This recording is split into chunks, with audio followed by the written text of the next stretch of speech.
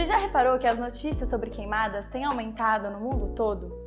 Será que elas aumentaram de verdade ou a mídia que está fazendo alarde sobre isso? Você sabe quais são as implicações das queimadas no nosso dia a dia?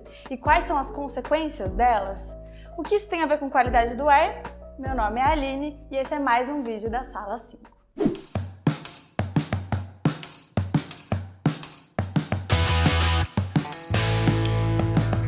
Vocês já devem ter reparado que houve um aumento nas notícias sobre queimadas no mundo inteiro. Em 2020, conseguimos ver as queimadas na Austrália, em 2021, super incêndios na Grécia e também na região da Califórnia, lá nos Estados Unidos.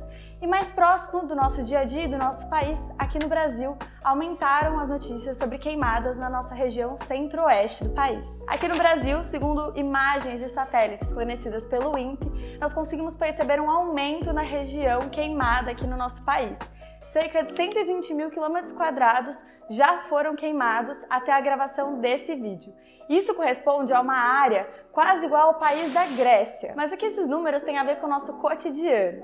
Bom, muito se fala do impacto a longo prazo que essas queimadas vão ter no mundo, aumentando o efeito estufa e, consequentemente, o aquecimento global, podendo causar desastres naturais que a gente já vê hoje, como superalagamentos, furacões, e aumentar a intensidade deles. Mas pouco se fala do impacto a curto prazo. Bom, essas queimadas elas afetam diretamente o ar que respiramos. E para entender esse impacto, primeiro a gente precisa pensar do que o ar é composto e como funciona a nossa atmosfera. A atmosfera é dividida em diversas regiões, sendo as três principais a troposfera, a mesosfera e a ionosfera.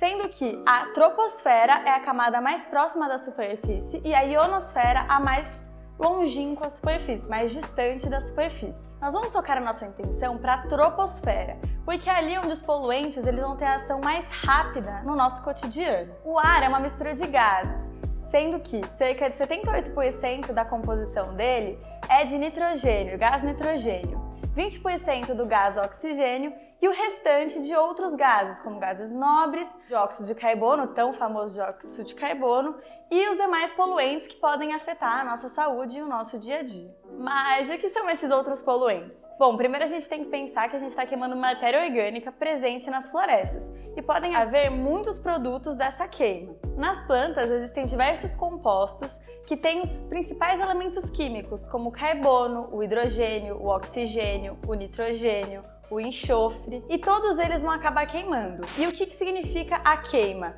Reagir basicamente com o gás oxigênio. Então imagine as combinações que nós podemos fazer, né? Nós estamos falando dos óxidos, que nada mais são do que compostos que contêm o oxigênio com outros elementos, como o enxofre, o carbono, o nitrogênio, e alguns deles são até coloridos, como, por exemplo, o dióxido de nitrogênio, o NO2, que tem uma cor alaranjada. E às vezes pode te dar a impressão daquela tarde bem laranja, aquele fim de tarde bem bonito. Mas ele não é tão saudável. Isso porque os compostos, eles não fazem bem para a nossa saúde. E os óxidos de nitrogênio, eles não são necessariamente os grandes vilões da nossa saúde, como grandes poluentes, né? Eles são tóxicos, mas nem tanto. Há um super vilão nosso, que é o monóxido de carbono, ou CO. Ele afeta e muito a nossa respiração. Mas como? Bom, quando a gente respira o gás oxigênio, ele acaba se associando a uma proteína do sangue chamada hemoglobina, que faz todo o caminho até os nossos tecidos para chegar até as nossas células e a gente conseguir fazer o nosso corpo funcionar. O que acontece é que o monóxido de carbono, ele tem muito mais afinidade por essa proteína do que o oxigênio que a gente respira. Isso faz com que ele impeça o oxigênio de se ligar à hemoglobina e transportar o oxigênio para as demais células. Isso vai causar na gente uma intoxicação. Nossas células vão acabar morrendo por perda de oxigênio, que é fundamental para a grande maioria delas funcionar. E falando em oxigênio, nós vamos falar de um outro grande poluente, o ozônio, o O3. E você pode me perguntar assim, mas Aline, o ozônio não é aquele gás que protege o nosso planeta, nos protege? Bom, sim e não. Isso porque quando o ozônio é produzido lá nas camadas mais altas da atmosfera, ele serve como um filtro da radiação solar que está entrando aqui no nosso mundinho, na nossa Terra, né? E isso é super importante para que haja vida na Terra, mas o importante, como ele está muito longe da gente não tem acesso a ele, a gente não respira esse ozônio. Quando ele é produzido aqui perto da superfície, na troposfera, é aí que ele se torna tóxico pra gente. Por quê? Porque ele degrada, porque ele quebra moléculas que são fundamentais para a gente conseguir respirar. Só para você ter uma ideia, o ozônio ele é utilizado no tratamento de água para matar alguns micro-organismos que possam fazer mal para a gente.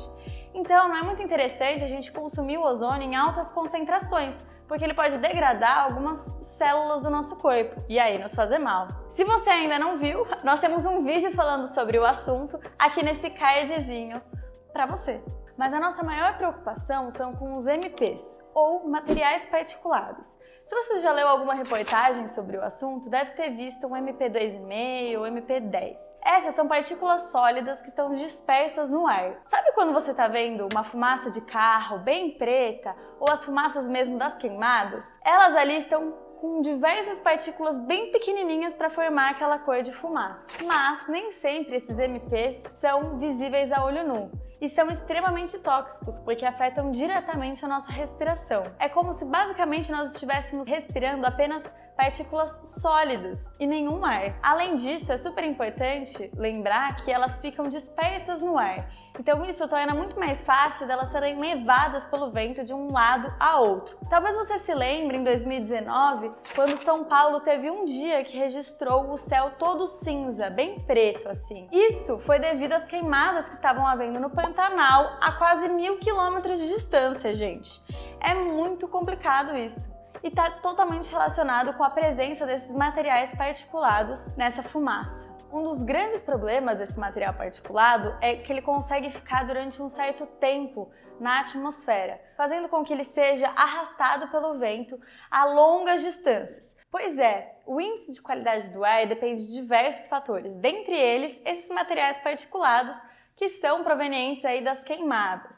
Por isso, preservar o meio ambiente é super importante. Vemos que baixos índices de qualidade do ar nos afetam diretamente, aumentando problemas respiratórios da população e também interferindo na baixa qualidade de vida. Para além disso, as queimadas também estão super relacionadas com a perda, a degradação do meio ambiente.